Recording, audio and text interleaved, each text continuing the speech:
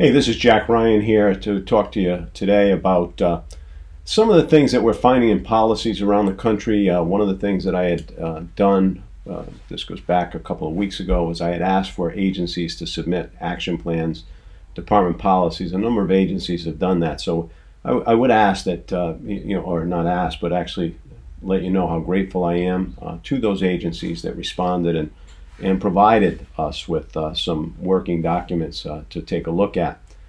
What I've done is comb through those documents and come up with some of the things that we're seeing in agency policies to try to be helpful to those agencies who have not been able to put something together, or perhaps to provide some additional things that maybe an agency has not thought about. One of the big things that I noticed in a lot of different policies is that law enforcement and certainly EMS has asked dispatch, the communications call takers, to actually do a screening when the call initially comes in. And so, it started out that they were just doing this with EMS calls or calls related to injury or illness. But then over the last 3 or 4 days, I've noticed a shift where we're starting to see agencies actually screening every single call. So they're asking, is there anybody in the house got a fever, anybody in the house coughing, breathing problems, things of that nature, flu-like symptoms.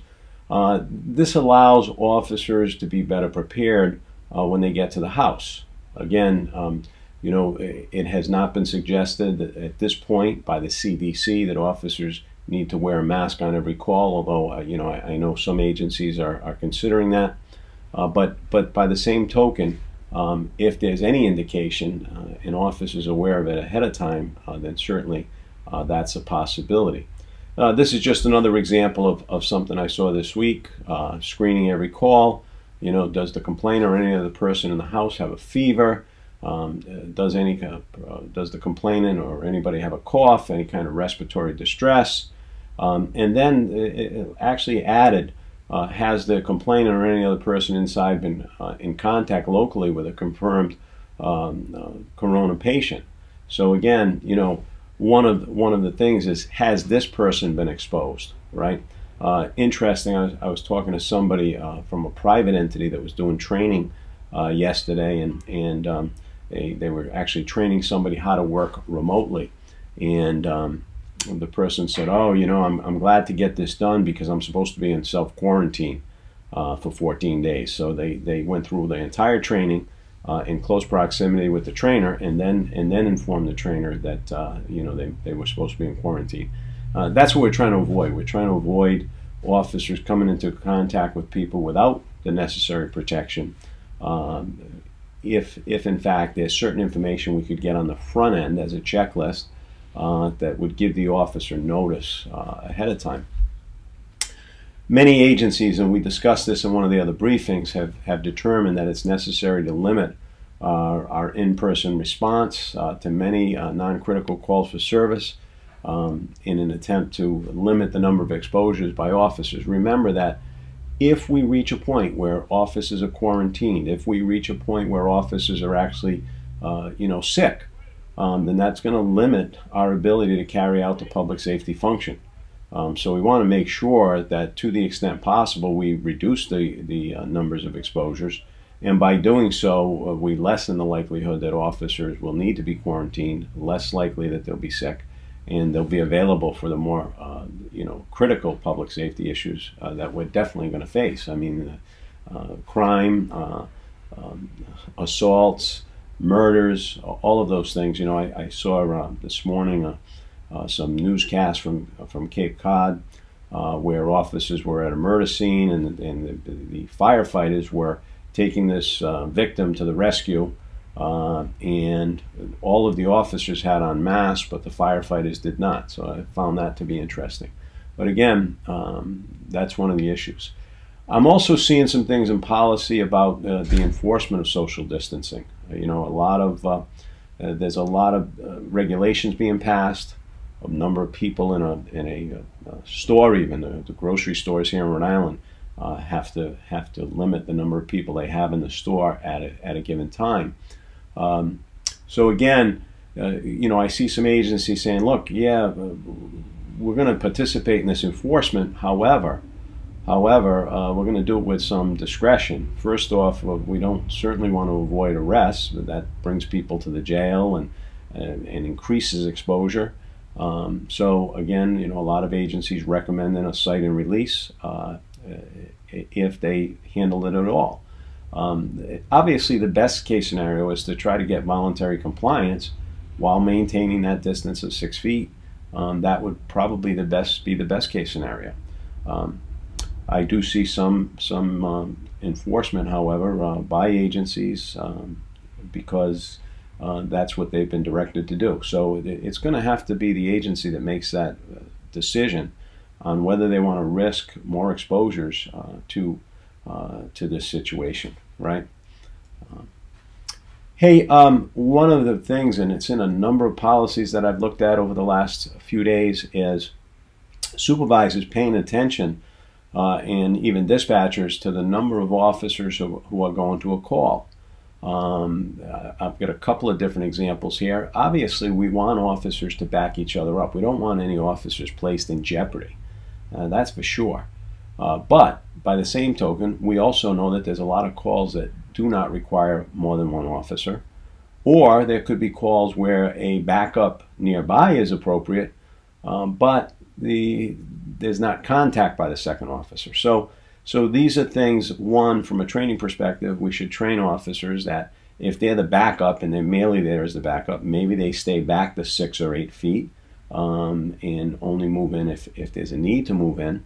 But also a lot of agencies minimizing the numbers of officers called. By the way, these provisions that you're seeing in the PowerPoint are all provisions that I actually pulled from policies and cut and pasted in so that you know where they come from.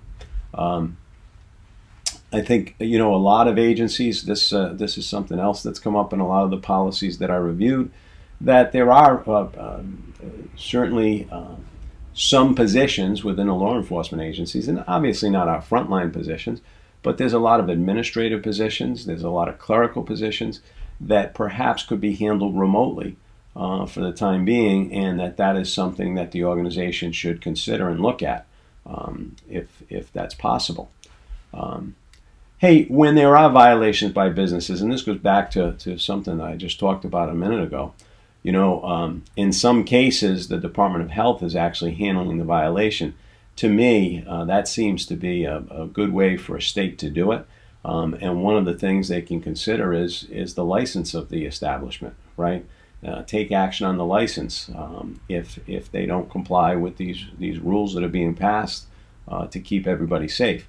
So again, rather than having an officer attempt to make an arrest, issue citations, have to get people's identification, all those kinds of things, that in some states what they're actually doing is somebody from the health department is responding.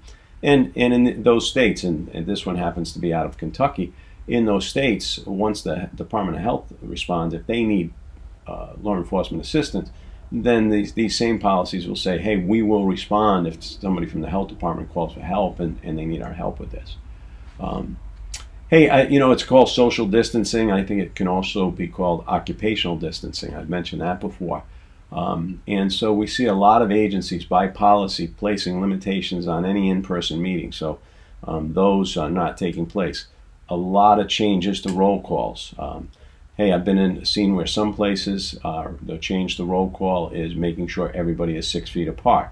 I've seen other places where they're doing roll call in a garage, where they're doing roll call in a parking lot, or where they're not doing roll call at all. They're actually having the officers respond directly to their vehicles, do the disinfecting if they're not take-home vehicles, where the officer is constantly disinfecting. And then holding some kind of briefing, if you will, over the radio. So different options, but a lot of changes to roll call that I'm seeing a lot of.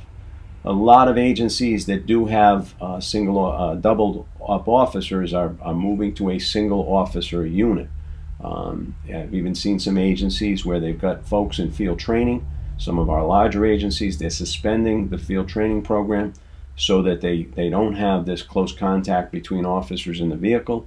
And what they're doing is some of them are saying, hey, look, if they're on the last segment, then we'll move them into a full full position.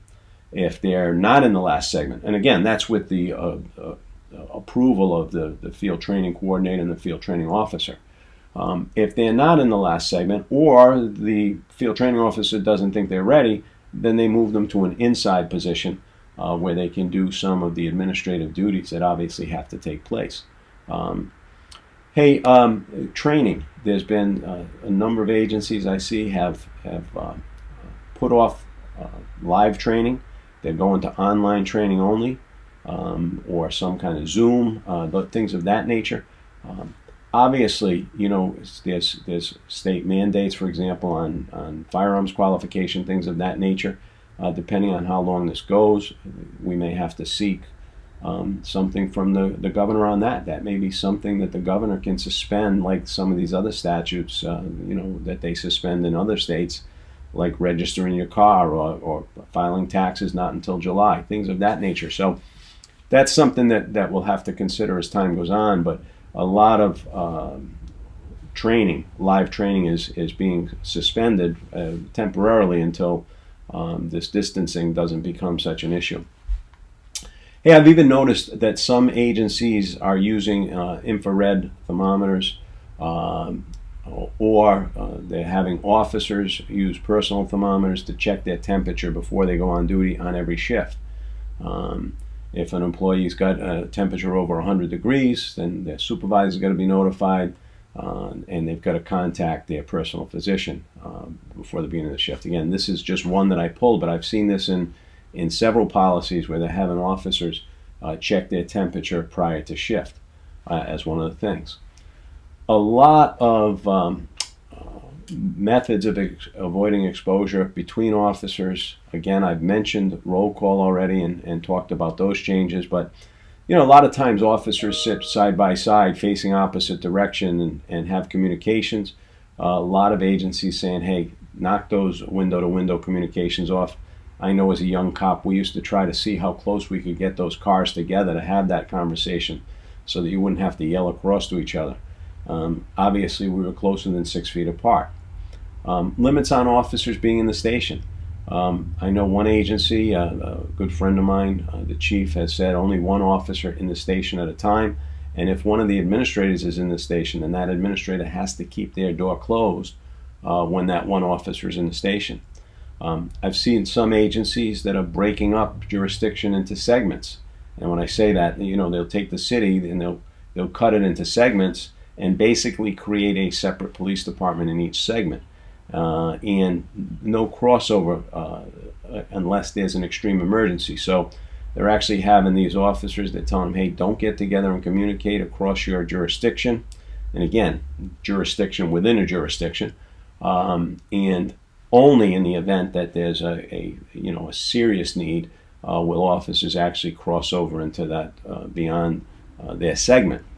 So we're seeing that a little bit. And what some agencies have done, I know one local agency here, what they've done is they've taken their command post and they put that on one side of town.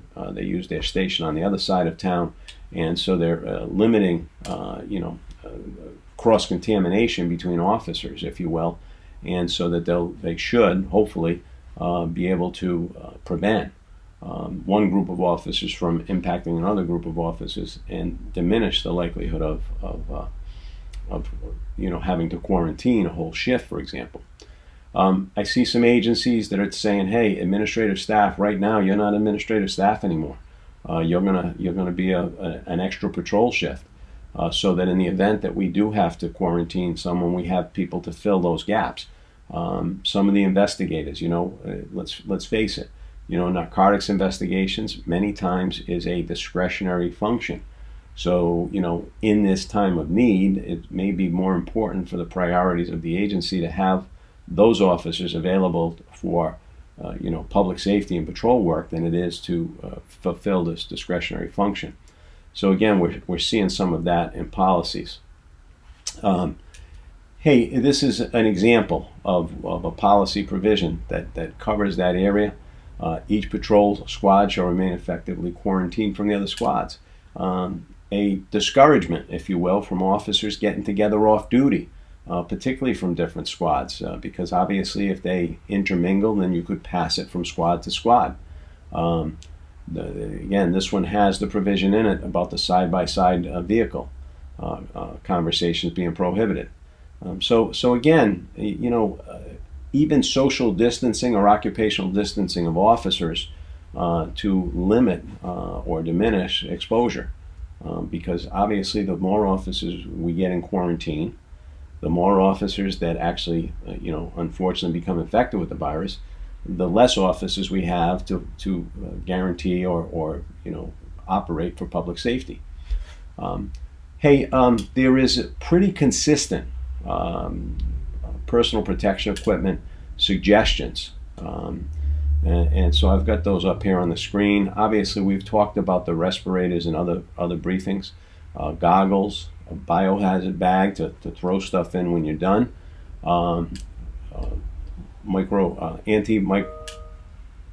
hand wipes. I'm having trouble saying the word, not enough coffee.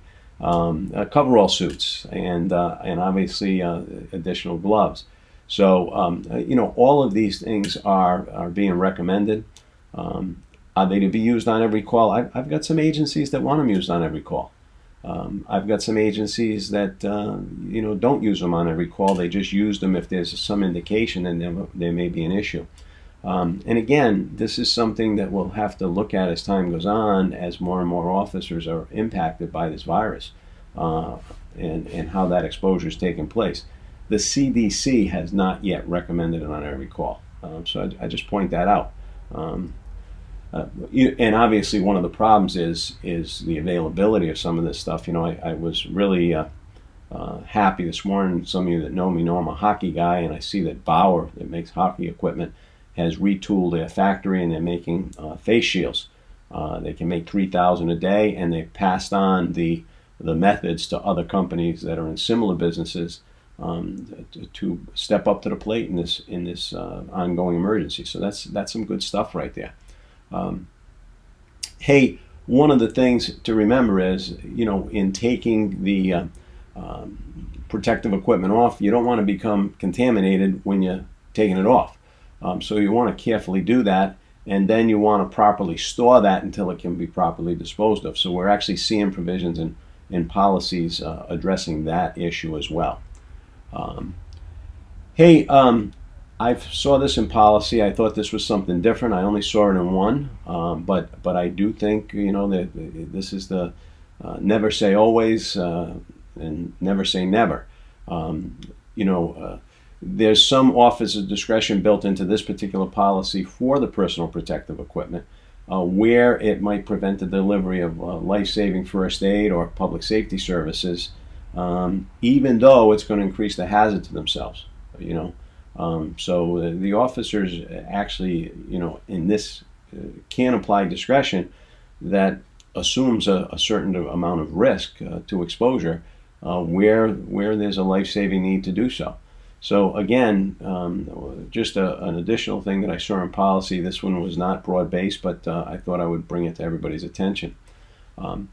There are, in a lot of the policies talking about when an exposure happens, the risk of exposure. So there's a lot of definitions out there. So I've incorporated this into this program. Certainly when an officer has makes physical contact with somebody and that person is confirmed to have the virus, then obviously that's an exposure. When they're within 6 feet of somebody and has contact for 20 minutes and not wearing, and the person's confirmed to have, so this one's no physical contact, that would be an exposure. Non-exposures would be where a member makes physical contact with another person and they're wearing the protective equipment. That would be any person. Or when a member makes verbal contact with a person who's confirmed COVID-19 or who shows signs of being sick, but they maintain their 6 feet of distance from the person. Remember, under the previous one, they didn't maintain the distance. When a member makes verbal or physical contact with a person who does not have a confirmed case of COVID-19. So again, this is just the non-exposure cases. Hey, exposure risks are identified in a lot of policies, and this has been passed around. I think its original genesis is with the CDC. But again, low risk, being in the same indoor environment as a person that's symptomatic, confirmed COVID-19, but not meeting the definition of a close contact. Close contact is being seated in a patrol car with a partner who is symptomatic. That would be a medium risk. High risk would be direct exchange of secretions, or living in the same household as a person who's confirmed. So those would be the high risk. So these are low, medium, and high risk, and I see this identified in a lot of policies. I think finally, something that I saw in policy, and boy, it hit me like a ton of bricks when I saw it, because it was not something that I had thought about. Remember that in national emergencies, and I remember doing this after hurricanes, after some of the big snowstorms, when a national or state emergency is declared, sometimes there is funding to pay for the expenditures after the fact. But one of the things the agency has to be able to do is outline the expenditures that actually took place. So they can't, basically supplant the budget. They can't say, hey, all policing during these 2 weeks was related to COVID-19, because they're still carrying out day-to-day operations. So this is anything associated with. So for example, let's suppose that an agency had to backfill officers on overtime because a number of officers were quarantined. That would be a COVID-19 expenditure. Let's say the department is running out and buying thousands of protective gloves, masks, those kinds of things. That would be an expenditure under COVID-19. Again, it wouldn't be the stuff that you normally buy. It's got to be stuff that you bought for this particular emergency. But it's important to have a log on the front end, and I really thought this was some good thinking on this agency that had this in the policy, is to create a log on the front end. So that those expenditures are being tracked, so you're not trying to rebuild that list after the fact and either mess it up or just can't document that the expenditures were made and what they were for. So again, just as a final note, that piece about expenditures during this emergency. With that, those are kind of a compilation of some of the policy pieces I'm seeing, in addition to, obviously, we've talked about a lot of different things in a number of other of our sessions or briefings, but I wanted to provide that compilation of what I'm seeing in these policies around the country. So with that, be safe, protect your officers, protect your employees, protect your agency, because the only way we protect the public is if we have those officers available to do that. So please be safe and have a great day.